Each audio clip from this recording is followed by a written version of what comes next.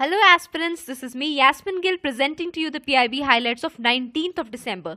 So you can follow all these courses on this particular link of Unacademy, and you can also rate and review these courses. So right now we cross 700 ratings. So in case you wish the course to continue in the month of January as well, do hit the rate and reviews. And how can you do so? Go on Unacademy, search PIB December. You'll come across various courses. Click on the course, be it MCQ course or be it the main highlights course that you wish to rate and review. Once you click on it, under review section, you can write a review, as well as there will be stars shown there, and you can click on them to give the star ratings. So let's begin. Firstly, we have society related issues. We have Sanji Sanj. So what is this? It is a national newspaper dedicated to senior citizens. A very good concept, and it is released by Ministry of Social Justice and Empowerment. But this is not the ministry which has actually edited the newspaper. The newspaper edition has been actually printed or edited by Hari Krit, which is an NGO for elderly people. So this is a bilingual newspaper. Next, under polity and governance, we have the very famous national anthem order or the verdict by Supreme Court. Now this was not under PIB, this was a part of Indian Express article. So we'll go through it.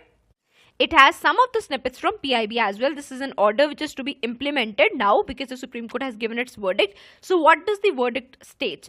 It says that national anthem should not be used for commercial benefits, number one thing. Second, no dramatization of anthem, whereby it should not be made a part of, say, shows, etc., or enacted elsewhere, because that would be a disrespect to it. And thirdly, it is said that it should not be printed on any object, like we see various other quotes, etc., which are printed on, say, mugs, t-shirts, etc. So this is not something which should be printed, because that would cause a disrespect. Then we have all the cinema halls, this very famous verdict, this very famous clause, that is all the cinema halls, before featuring their picture, they are obliged to play the national anthem, and every one of the audience should be obliged to stand up, except there is a exception which is given to physically handicapped. Then we have the entry and exit doors to remain closed so as to enable so as to enable no disturbance while the national anthem is played. Then we have, wherever the national anthem is played, simultaneously on the screen national flag is to be displayed. And lastly, a shorter version of the national anthem made by someone else should not be played or displayed. So this is the whole verdict. And now you can think upon the issue that whether nationalism is so simple an idea which can be enforced by such verdicts, or it is an inherent feeling, or what we commonly refer to it as we feeling, right? So is it an inherent feeling, or is it something which can be enforced by way of guidelines? So this is very important question, and you have to form your views on it. Do form your views, and you can mention the same underneath in the comment section. Next, under economic section, we have promotion of SHGs. Though we did it once in a PIB video, but we'll do it again because this was mentioned again. A very good concept indeed to promote SHGs. Now, what is the concept related to? See, Ministry of Railways, in order to distribute local cuisines at various spots, it has engaged local SHGs, that is self-help groups, specifically self-help groups which are related to women and youth. So what the self-help group will do is they will provide local cuisine, and the payment for this particular task, they would be given direct payments to their accounts. By this way, even their digital and financial inclusion will increase. Plus, this is done by IRCTC, which actually does e-catering for the railways, and also this will be done in collaboration with NABARD. So coming to next, skill development. So what are the various efforts? Prime Minister has recently inaugurated Kaushal Pradarshini. So by the name itself, it is evident it's a skill exhibition. This is for the youth of Uttar Pradesh particularly. Then we have certain various small snippets of programs. For example, Pradhan Mantri Kaushal Kendra. So Ministry of Skill Development is right now planning to open at least one such kendra in each district. Plus a very good concept, which is promotion of driver training institutes. So this is done with the help of Ola cabs, and very easy to remember too, because we are very used to such initiatives. So what is government doing? It is Ola cabs is actually in need of a lot of drivers. So government will be promoting driver training institutes in collaboration with Ola. These drivers will be integrated into Ola cabs.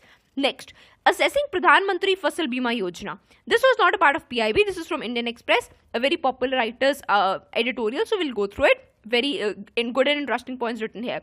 So firstly, what were the issues with the previous scheme? We have previous schemes such as National Agriculture Insurance Scheme, Modified National Agriculture Insurance Schemes.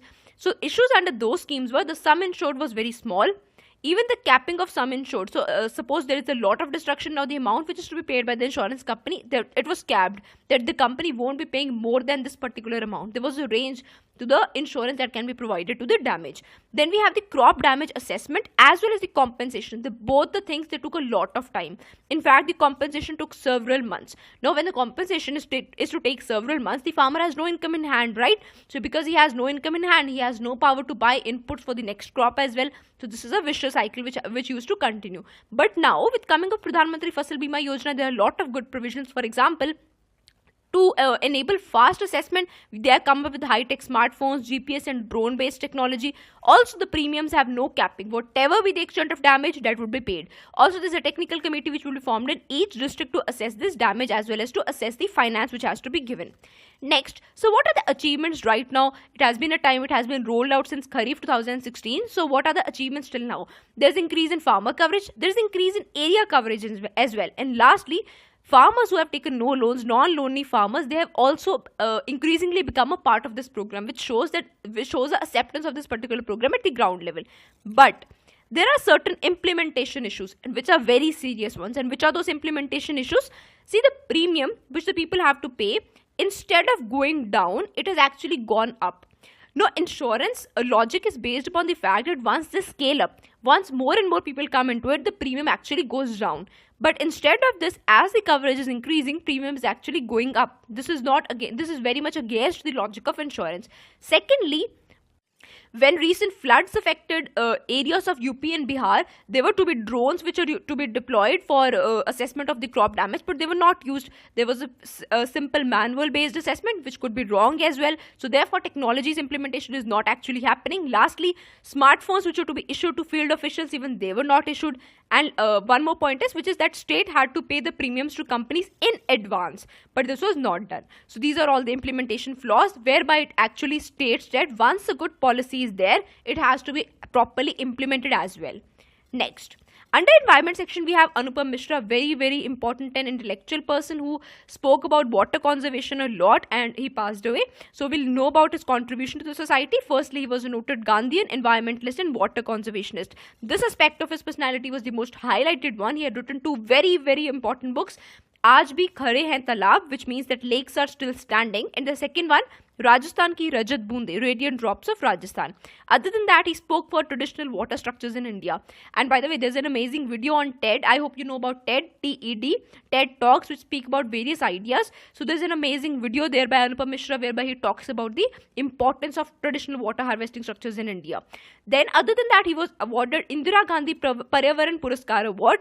Then simultaneously, he was also awarded Amar Shahid Chandrasekhar Award, National Award given by Government of Madhya Pradesh. The main area where he used to work was mainly Rajasthan, Madhya Pradesh, etc.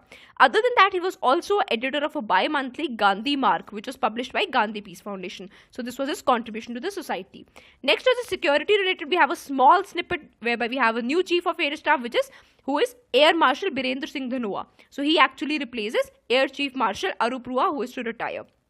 Next, we have certain MCQs, a glimpse of them, so that you get to know that there is a simultaneous MCQ course also going on, and you can actually go and enroll on that particular course to get automatic updates. So firstly, which among them are correct? A, arsenic is a natural component of Earth's crust. B, arsenic poisoning leads to cancer and skin lesions. C, tobacco plants essentially take up arsenic naturally present in the soil.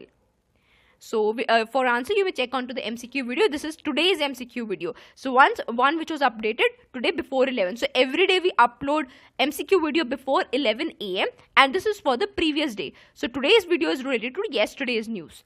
Next, which among them is correct? A, global warming potential of carbon dioxide is higher than methane. B, lifetime of carbon dioxide is more than that of methane. C, both of them are correct, or D, none of them is correct.